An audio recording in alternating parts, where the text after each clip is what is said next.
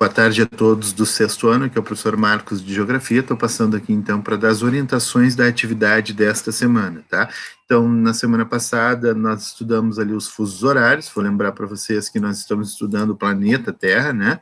Hoje nós vamos, então, aprofundar literalmente o estudo, já que nós vamos ver as camadas internas do planeta Terra, tá?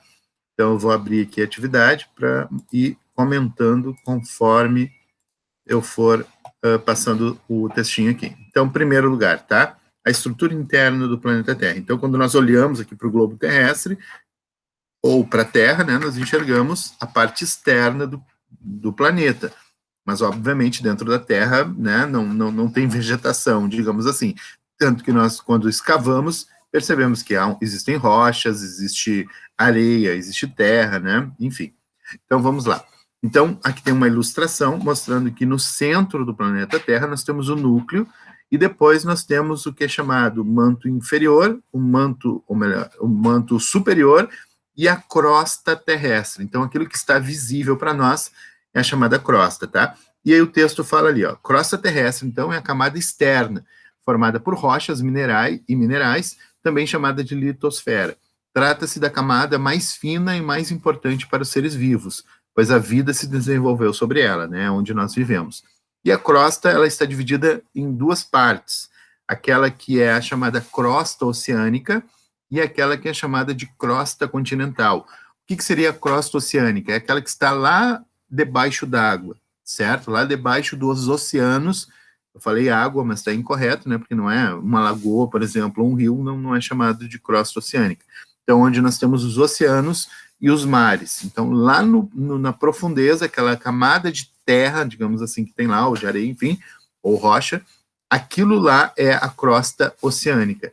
E depois nós temos a crosta continental, que é essa que está visível aos nossos olhos, e ela é formada, então, ela é mais espessa que a crosta oceânica, e ela é formada, então, pelos continentes e as ilhas, certo?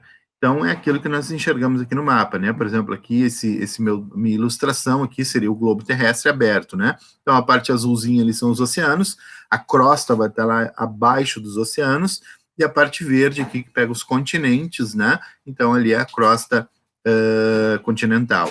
Depois nós temos o manto. O que é o manto? É a camada intermediária, que está situada entre a crosta e o núcleo do planeta, tá? E ela está dividida entre manto superior e manto inferior.